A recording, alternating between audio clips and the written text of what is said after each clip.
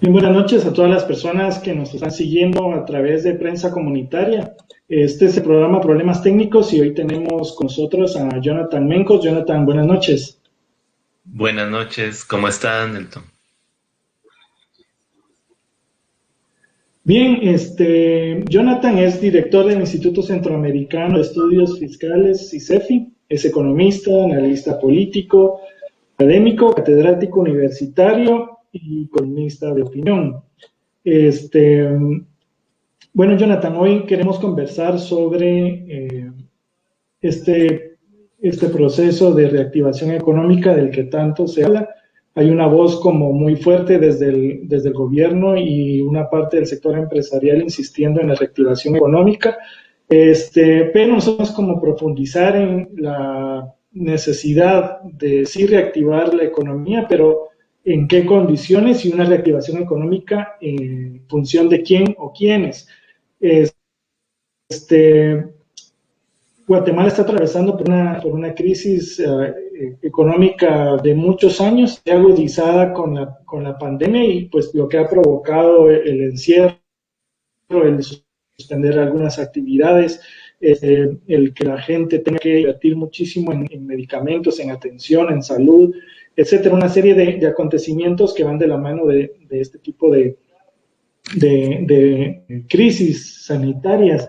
Y bueno, luego inmersos en una incertidumbre bastante grande, el Ministerio de Salud sigue teniendo una deuda con la gente con el tema de la información sobre la pandemia, sobre las medidas, la pre-COVID que habíamos pensado que en algún momento iba como a jugar un papel mucho más protagónico e importante, pareciera que se diluyó completamente el trabajo de este ente científico. Y bueno, conversar un poco sobre este tema. Jonathan, ¿cuál y de qué tipo de reactivación económica se debe de hablar en el país? Pues pensando en lo histórico, en lo estructural y en lo reciente que provocó la pandemia. Sí, bueno, muchas gracias por la invitación a tu programa y buenas noches nuevamente a todas las personas que están escuchando y observándonos. En primer lugar, creo que debemos reconocer que nadie se esperaba una crisis sanitaria y económica de la magnitud de la crisis que estamos viviendo en la actualidad. Por lo menos hasta enero, febrero, las estimaciones era esa normalidad que significa un crecimiento económico de 3% al año, pero que no genera suficientes empleos ni condiciones para mayor bienestar. La crisis sanitaria y consecuentemente su crisis económica con la que está acompañada ha venido a exacerbar los problemas estructurales que ya existían en el país. Ya la normalidad era un problema, por decirlo de alguna forma, en términos de desarrollo y de democracia.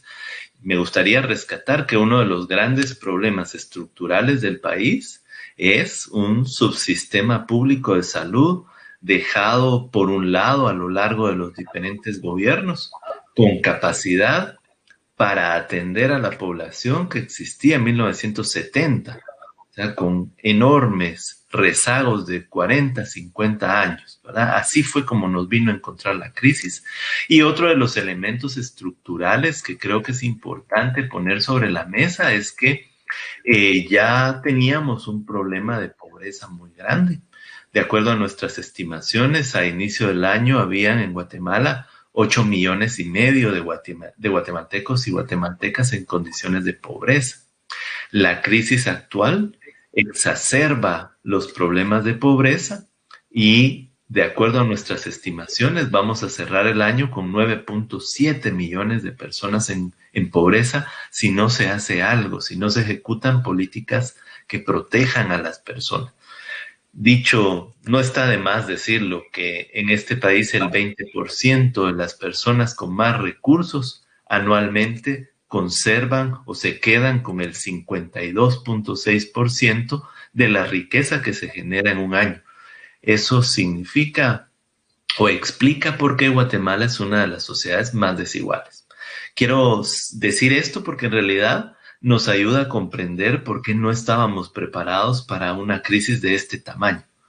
y tiene que ver con los problemas que ya estructuralmente afectan la vida cotidiana en este país. Siendo esto un problema social, pues también las reactivaciones o la mirada sobre la reactivación depende mucho de la concepción que se tenga de la vida en sociedad.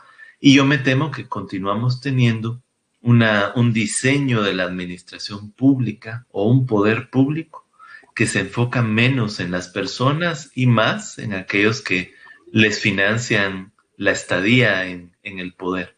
Y lo digo con propiedad, no es un análisis flojo, sino más bien cuando observamos los niveles de ejecución de gasto público. Por ejemplo, en pleno contexto de pandemia, se han reducido las asignaciones presupuestarias para la lucha contra la desnutrición, por ejemplo, en el caso del Ministerio de Salud Pública. Y encontramos por lo menos por primera vez en la historia, la existencia de un plan de asistencia social, el bono familia, pero con una ejecución relativamente lenta. Y a pesar de la incertidumbre que sigue rodeando la economía, hay muy pocas probabilidades de que este programa se extienda y se mejore en su ejecución. Precisamente sobre esos fondos, está el programa Bono Familia. Se había hablado, bueno, se generaron a partir de donaciones las canastas alimenticias. Lo mismo fue la ayuda en algunos departamentos, algunos municipios. La población en lo rural recibió algunos, otros no recibieron, siguen esperando hasta la fecha. Y ahí está el tema de los millones de quetzales de deuda. ¿Qué puede generar estos millones de deuda en función de ese rezago de la economía que pues está ahí, se va a generar y no sabemos exactamente cuándo el país vuelva como a enrutar el crecimiento económico? ¿Es una buena salida el tema de la deuda pública en función de esto o no? Bueno, es inevitable en el contexto de una sociedad cuya política fiscal es muy débil y no tenemos ahorros ni nada guardado para hacer frente a una crisis. Me parece que ha sido muy razonable por lo menos utilizar la excepción del artículo 133 de la Constitución que permite que en momentos de catástrofe social la banca central pueda prestarle dinero a la administración pública para hacer frente.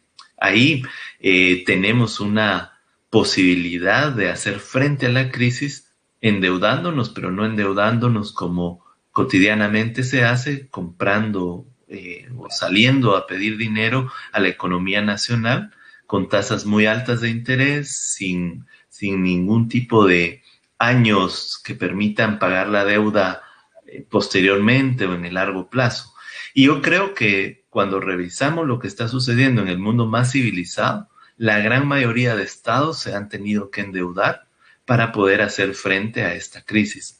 Algunos, los menos en el mundo, tenían fondos soberanos para hacerse cargo de la crisis y lo que implica. En el caso centroamericano, por ejemplo, Guatemala es uno de los países que ha invertido menos en hacer frente a la crisis, porque aunque al inicio del año, entre marzo y abril, se aprobaron ampliaciones presupuestarias por cerca de 20,000 millones de quetzales, en realidad solo 13,800 millones iban destinados a programas, a los 10 programas, 9 en realidad, porque hay uno que, como bien mencionaba, era a costa de donaciones. Pero esos 9 programas apenas significan el 2% del Producto Interno Bruto. Eso quiere decir que de cada quetzal que produzcamos este año, cerca de 2 centavos se van a estar utilizando para intentar mitigar los efectos nocivos de la crisis. A mí me preocupa de las discusiones actuales sobre reactivación.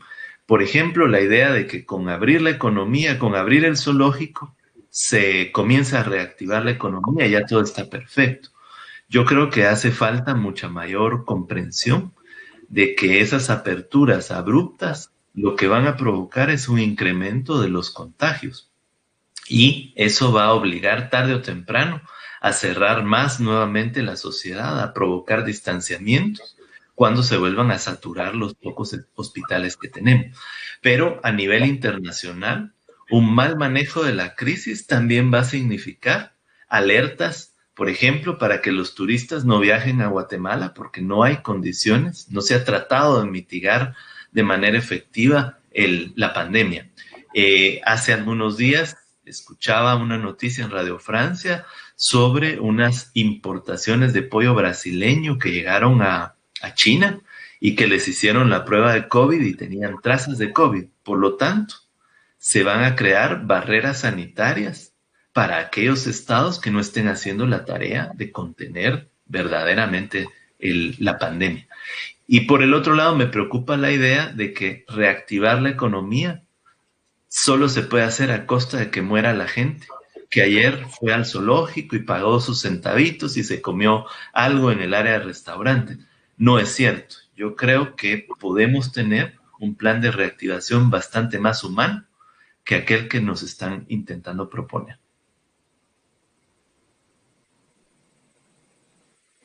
Precisamente con este tipo de medidas, el gobierno guatemalteco ha estado dando como señales muy contradictorias o señales muy desatinadas. Por ejemplo, diciendo abiertamente que pues ya el problema de la pandemia es un problema de cada quien y que cada quien se cuide.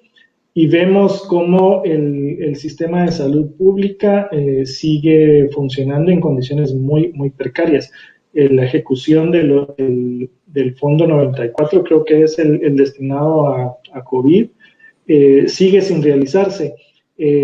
¿Cómo ves el tema del sistema de salud, el tema de la adquisición? Y creo que Guatemala es uno de los países de la región en el que más caros se venden los medicamentos, por ejemplo, y el tema de hospitales privados llegó a un punto en que colapsó. No, creo que se ha ido desahogando un poco en estos días, pero ¿cómo ves la situación de ejecución de presupuesto, el tema de compras, contrataciones desde el Estado en el tema de salud? Sí, bueno, ese es un tema muy importante porque en realidad todos los primeros años de gobierno suelen ser años de baja ejecución, porque por costumbre se suele sacar a una buena parte del personal, principalmente de aquel que está involucrado en la inteligencia financiera dentro de los diferentes organismos del Estado. Eso es un terrible problema de servicio civil que también hay que resolver y que es estructural. Pero este año se complejiza por ser primer año de gobierno y una crisis que cambia las necesidades y obliga a una mayor rapidez en la ejecución. Una rapidez que no necesariamente estamos viendo. Y yo creo que podríamos responder en dónde está el dinero. Todavía está esperando a ser ejecutado en muchos de los programas. En el caso de salud pública, encontramos rezagos importantes en la ejecución. Nosotros en el sitio de ICEFI cada 15 días estamos subiendo información sobre cómo va la ejecución y continúa siendo una ejecución muy lenta frente a los retos que tenemos en el sistema de salud, pero también en el resto de instituciones públicas. Y en el caso de los medicamentos, pues sí, el país es uno de los países con los precios más altos a nivel centroamericano de muchos de los medicamentos. No me atrevería a decir que todos, probablemente sí, pero también es fruto de el formato con el que se están comprando los medicamentos. Los intereses que sabemos por las diferentes investigaciones de CICI sobre cómo medicamentos es un rubro tan importante dentro de las compras del Estado que ha sido capturado para beneficiar a unos y otros grupos de interés. Y te agregaría que la crisis actual pone en evidencia 3 enormes retos para la sociedad. Uno, sobre el modelo de crecimiento económico. La idea de vincular la mayor parte de la economía a las exportaciones Hoy nos estamos dando cuenta que es un grave error. La economía también tendría que tener la capacidad de generar crecimiento a lo interno de la propia economía, crecimiento endógeno. Como podríamos pensar en Costa Rica, que tiene una clase media con mejores salarios, con mayor capacidad de consumo, cubierta universalmente a la caja del seguro social, ¿verdad? El otro problema que deberíamos de estar discutiendo es que nuestro sistema de salud está completamente privatizado. La mayor cantidad de recursos dentro del sistema de salud, que tiene un subsistema público, pero también privado, se hace a través de pagos de bolsillo y de lo que cada quien pueda tener en su bolsillo para poder curarse la enfermedad. Eso significa que los que tienen menos seguramente no van a poder salir de un problema de COVID o de la enfermedad de COVID. Y eso significa que tenemos que hablar sobre reformar nuestro sistema de salud, principalmente el subsistema público. Y el tercer elemento es que en realidad estamos viviendo en una sociedad líquida, como solía decir Zygmunt Bauman, o sea, cada quien se salva como puede. Y no tenemos un sistema desarrollado de protección social como derecho. Entregar en un momento como el actual dinero a las familias que lo necesitan no es caridad, sino es un derecho básico de la vida en sociedad, si la sociedad es democrática y enfocada al desarrollo.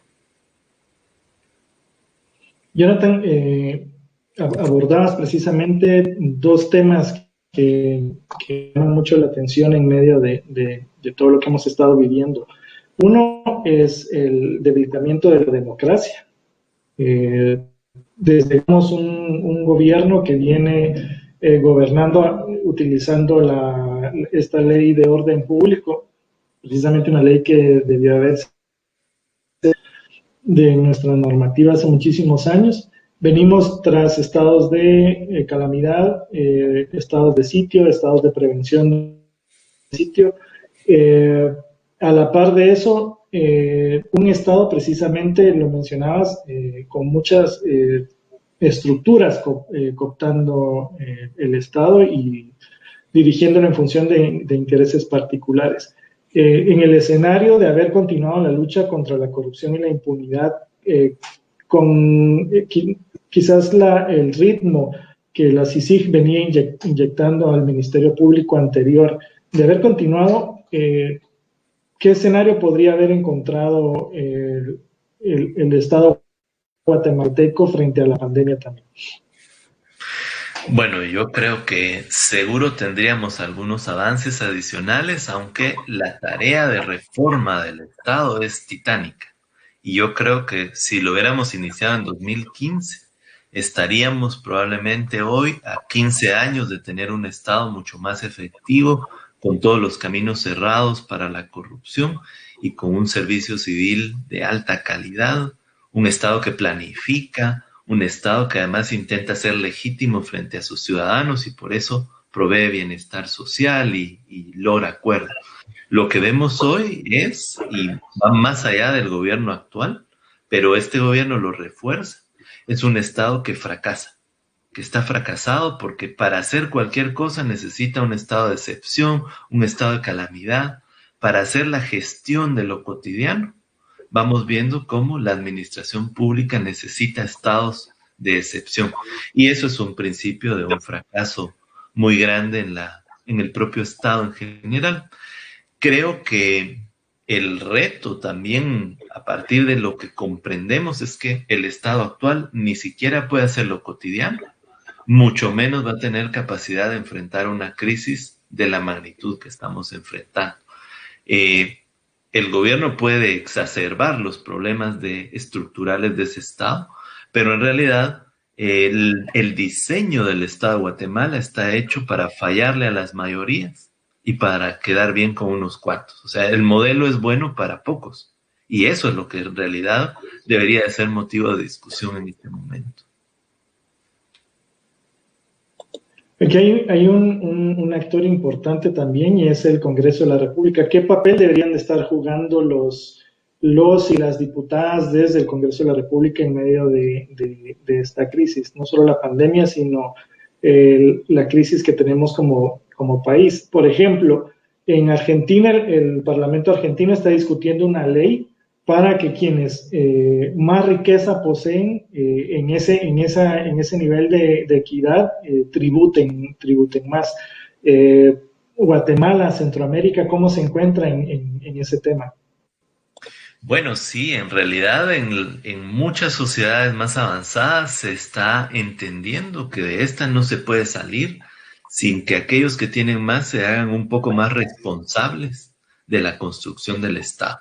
Y esa es una deuda pendiente de la élite económica centroamericana, porque cuando la economía va bien no es buen momento de hablar de impuestos y cuando va mal tampoco. Y en realidad llegamos a la crisis con esta imposibilidad de tener recursos tanto fiscales como de organización y de gestión para tener una administración pública que haga su tarea. Hay algunas iniciativas de ley en Costa Rica, en Guatemala. En Costa Rica es una diputada que es miembro del partido que está actualmente en el gobierno, del PAC. Y en el caso de Guatemala es un partido que está en minoría, el Movimiento Semilla, que me parece que ha presentado una iniciativa.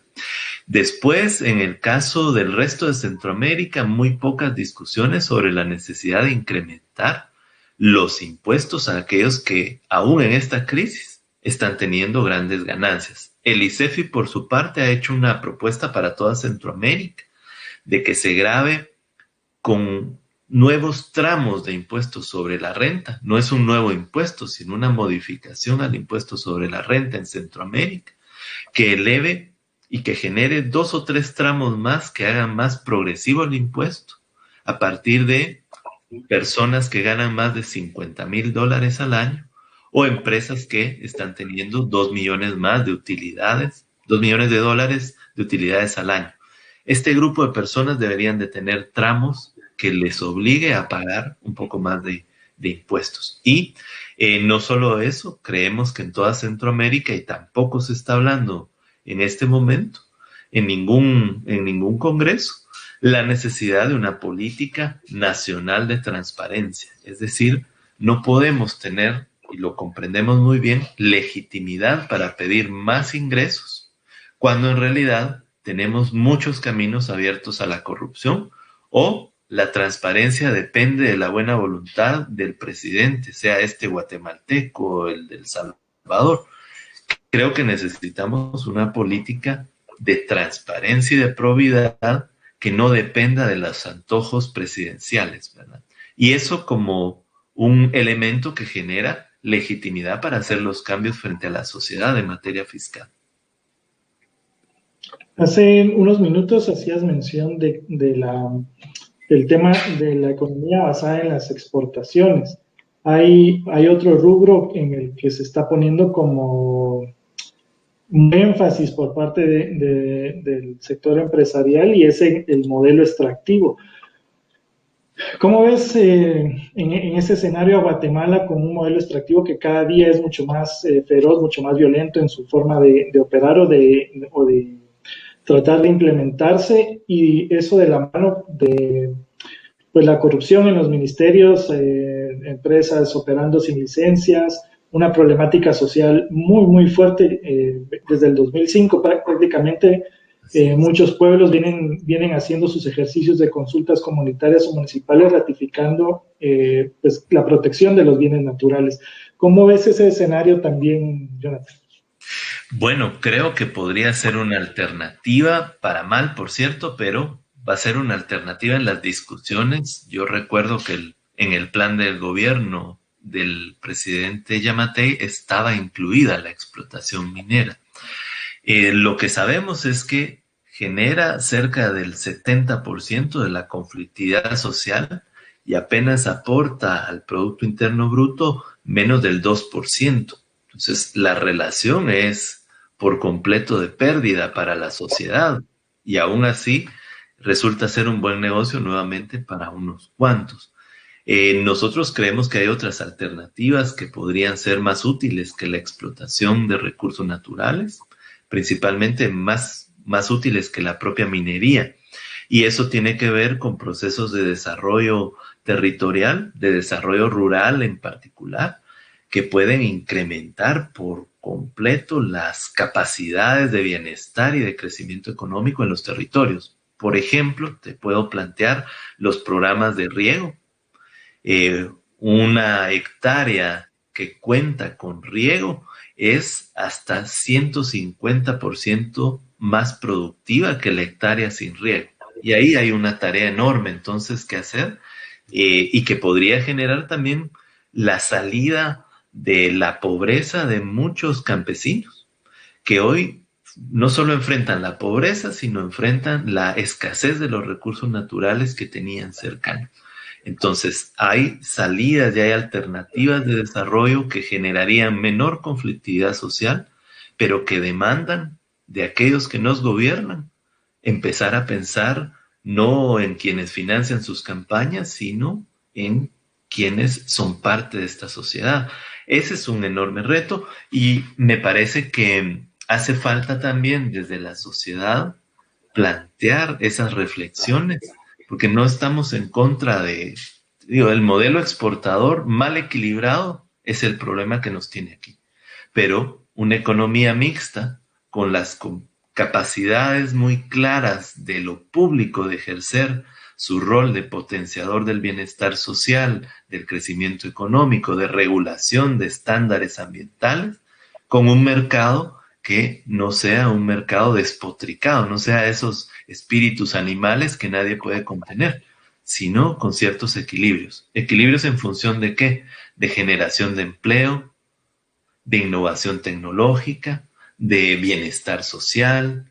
Bueno, si tuviéramos la capacidad de discutir esos nuevos equilibrios y esas nuevas responsabilidades, algo habríamos aprendido de esta crisis. De lo contrario, si se sigue manteniendo el modelo económico actual, estamos caminando en una senda muy poco halagüeña, porque va a haber más ingobernabilidad social, más hambre, más pobreza y probablemente también más autoritarismo. Y nadie gana en el mediano y en el largo plazo con esas condiciones. Jonathan, precisamente abordando el tema de la productividad, la tierra, ya el epicentro de la pandemia sigue siendo la región central, Guatemala especialmente como departamento. Pero estamos viendo cómo se está diseminando hacia los municipios y hacia los territorios más alejados. ¿Cómo ves con el tema de la matriz productiva? Hablabas de esa urgente necesidad de atender, de invertir, lo que a corto y mediano plazo o a largo plazo puede dar muchísimo más en función del desarrollo, de complementar las mismas vías de desarrollo que muchos pueblos definieron y que están pues construyendo y trabajando. Hace pocos días veíamos un tema que sigue siendo como muy doloroso y es el tema de familias tratando de recuperar tierras que les pertenecían. Está el derecho a la tierra ancestral también ahí inmerso, pero bueno, veíamos casos de familias que todavía siguen con muy arraigada el tema de ser mozo colono, por ejemplo. Y no me extrañaría que en las grandes plantaciones como palma africana, caña de azúcar u otros, esa lógica de la grande plantación siga funcionando. Kubilwitz era un ejemplo preciso de eso. Hoy hubo una conferencia de prensa de distintas organizaciones campesinas y de autoridades indígenas reclamando el derecho al agua también por los desvíos de agua que hacen las grandes plantaciones de caña. ¿Cómo encontrar un camino para esa reactivación a partir también del tema productivo, de la matriz productiva, Jonathan? Sí, bueno, nosotros hemos propuesto, en el caso de reactivación, que comprendemos reactivación es darle un sentido de urgencia a las posibilidades de crecimiento económico, de generación de empleo y de ingresos para los hogares, ¿verdad? Puede ser que procesos de reactivación económica no sean necesariamente los procesos de cambio estructural que una sociedad necesita.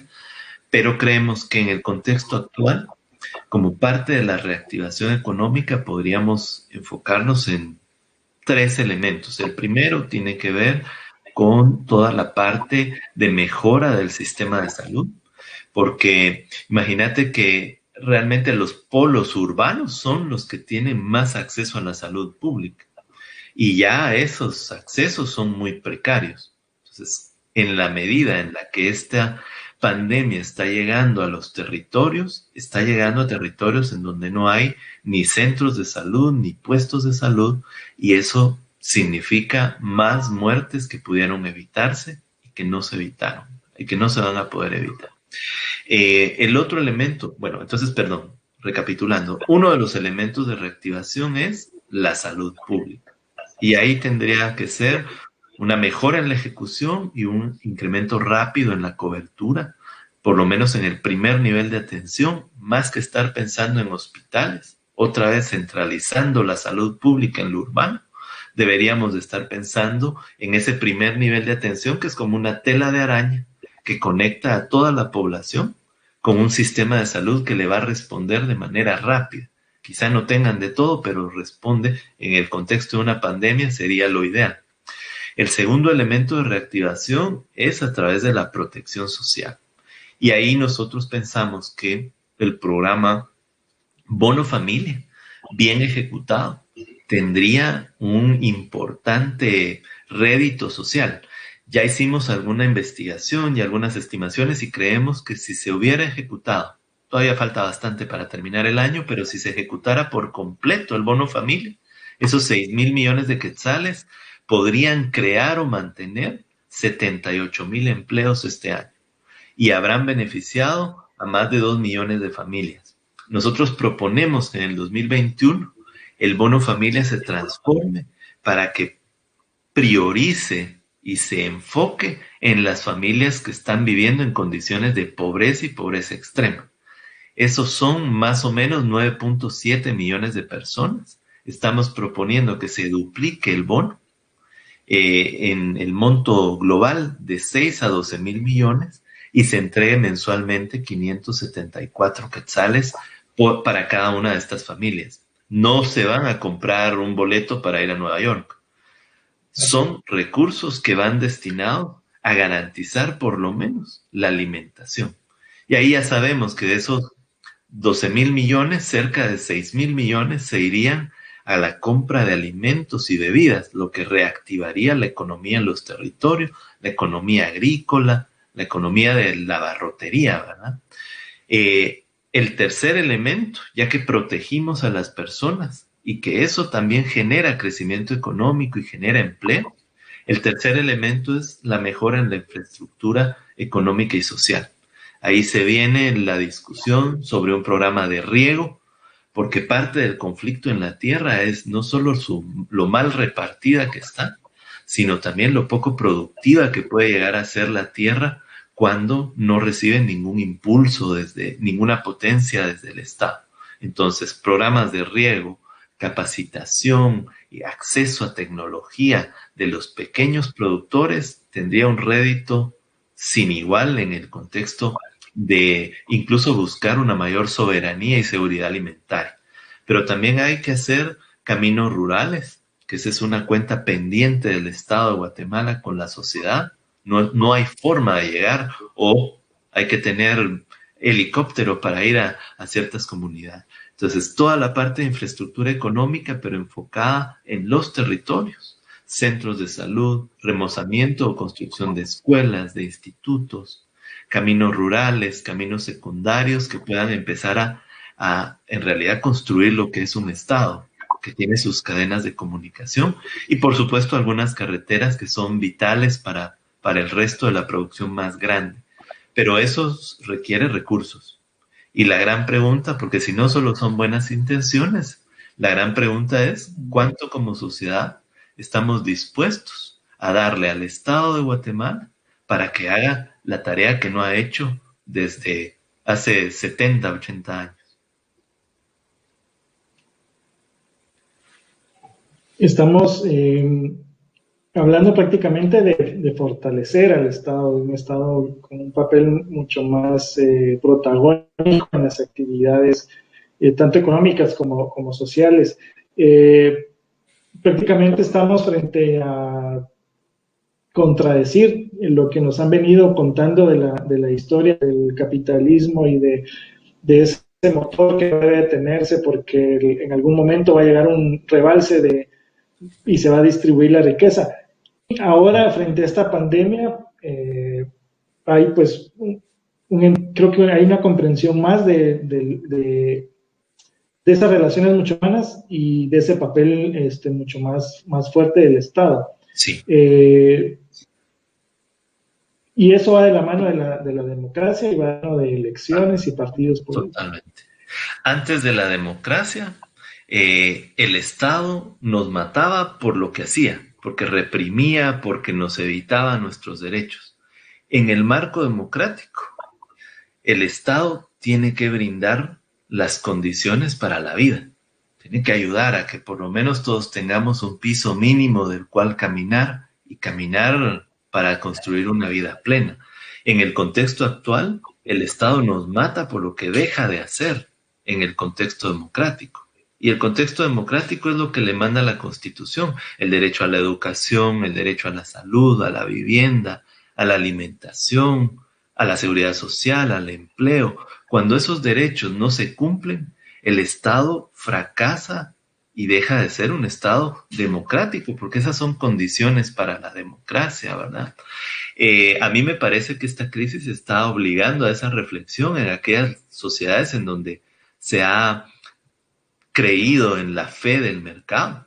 Esa idea de que el derrame, que el crecimiento económico tarde o temprano nos va a llegar a todo, está más que demostrado que eso es una gran falsedad, que en realidad las fuerzas que generan el crecimiento en el capitalismo, como la innovación, la búsqueda de ese apetito por hacer nuevas cosas, es interesante para el crecimiento económico, pero va totalmente en contra de la construcción de una sociedad más igualitaria y viable, por cierto, en términos de democracia.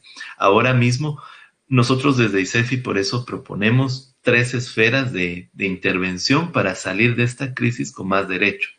Uno es esa revisión del rol del Estado en dos sentidos. Uno, en la garantía de derechos que tiene que tener el Estado para hacerse llamar Estado, ¿verdad? De derechos, ya dijimos, el de la salud es importante, pero también lo está haciendo el de la alimentación, el derecho a una vida digna.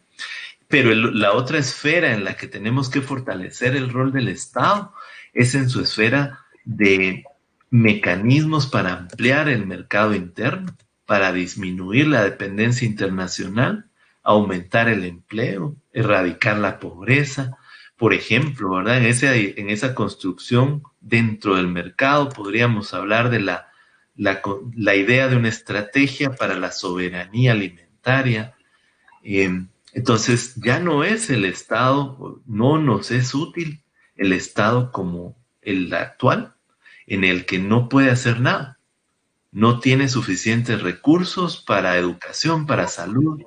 Sabemos que hay cerca de 3 millones de niñas, niños y adolescentes afuera de las escuelas. Eso fue antes de la crisis, en la normalidad a la que queremos o a la que quieren que volvamos. Lo que te mencionaba de los estándares de acceso a la salud pública. Eh, Tenemos o vivimos en un estado en donde la mitad de la población menor de 5 años padece desnutrición. Entonces, ese estado es un estado fracasado para el desarrollo y la democracia, y estamos más que obligados a reflexionar si es el estado que queremos a futuro o si este es un buen momento para debatir, para reflexionar si hay otras opciones para encaminar el estado por otra senda. Eso me lleva a preguntarte también, lo mencionabas antes de comenzar el programa, Guatemala todavía tiene como un margen para maniobrar, si se tiene la voluntad política para hacerlo en el tema económico. Veías Honduras y El Salvador en un escenario mucho más delicado. Aquí hay que hablar también de alianzas, de mercados, de integración en función de lo económico también. ¿Cómo ves ese escenario? Sí, bueno, en materia fiscal, el Estado guatemalteco está en una posición muy ventajosa con respecto al resto de Centroamérica. Su saldo de deuda pública es relativamente bajo. Si bien es cierto, tenemos una de las recaudaciones más bajas del mundo, la quinta a nivel mundial, la quinta recaudación más chica del mundo. A veces nos dicen que ya no se puede pagar más impuestos. En realidad todavía hay un buen margen de maniobra. eh, a pesar de esa baja recaudación, te decía, el país pierde anualmente como resultado de la evasión cerca de 40.000 millones de quetzales. Es decir, estamos recaudando 66.000 millones de quetzales al año y perdemos por evasión del IVA y del ISR 40.000 millones de quetzales. Eso significa un margen muy grande de acciones que se pueden hacer sin necesidad incluso de ir al Congreso a pedir cambios legales. Por el lado del gasto, sí tenemos el enorme reto, no solo de mejorar la calidad del gasto público, cerrar los caminos a la corrupción que se dan con ese gasto en algunos espacios, sino también tener un gasto que se base en planificación para el desarrollo, un gasto que tenga resultado. Ahí todavía hay bastante trabajo por hacer, mejor dicho. Y si nos comparáramos con el resto de Centroamérica, la gran ventaja del país es que podría utilizar todavía deuda sin que esto se complique su pago ni que hayan problemas macroeconómicos que enfrentar. Mientras Guatemala va a cerrar el año con un saldo de deuda pública de 32% del PIB, nuestros vecinos de El Salvador van a cerrar el año con una deuda de 92% del Producto Interno Bruto, igual que en el caso costarricense, con una deuda que supera el 70% del Producto Interno Bruto, y eso sí ya implica más dificultades, menos margen de maniobra. En todo caso, nosotros en ICEFI siempre hemos dicho que el enorme reto que tenemos en materia fiscal es que necesitamos tener responsabilidades mejor compartidas. Y eso significa responsabilidades de los gobernantes, de quienes pagamos impuestos y también responsabilidades en la rendición de cuentas de esa política fiscal. Me inquieta también el tema de los migrantes en México, Estados Unidos, el tema de las remesas. ¿Cómo estás viendo el tema de las remesas como un rubro también importante en la economía guatemalteca y a la par de que Estados Unidos sigue endureciendo más sus políticas antimigratorias, las deportaciones incluso en el inicio de la pandemia no han cesado y ahora retoman como de nuevo el mismo ritmo de deportaciones? ¿Cómo ves ese escenario? Bueno, pues siguen revelándonos que la migración es una migración forzada, que la gente se va porque no hay oportunidades, porque el hambre también es violencia. Es tan violenta el hambre como la violencia que genera una pandilla o la inexistencia del Estado en casi cualquier riesgo que tengamos que asumir. Y lo estamos viendo en el Triángulo Norte de Centroamérica, en Guatemala, en Honduras, en El Salvador. Hacia el sur se dan otras dinámicas también complejas, pero si nos concentráramos en estos tres países, notaríamos que tienen mucho en común. Y uno de esos es que las remesas familiares en nuestros países casi son del mismo tamaño. El flujo de dólares que envían a la economía casi es del mismo tamaño que el flujo de las exportaciones, ¿verdad? En algunos países supera el flujo de remesas al flujo de las exportaciones. Ni qué decir del flujo de inversión extranjera directa, que por cada dólar de remesas que viene a Guatemala, vienen apenas 9 centavos de inversión extranjera directa, si lo comparáramos, ¿verdad? Es algo muy limitado. Notamos en las encuestas en Estados Unidos que a los migrantes les está yendo muy mal. Los hispanos en el mes de julio, en algunas encuestas decían que no tenían recursos ni siquiera para pagar sus facturas a fin de mes. Y ya para julio, 1 de cada 5 hispanos se había quedado sin empleo o alguien de su hogar había perdido el empleo. Entonces las condiciones tampoco son halagüeñas ni muy optimistas en el caso de los migrantes que trabajan en Estados Unidos principalmente, que son el 96% de los migrantes guatemaltecos están concentrados en Estados Unidos.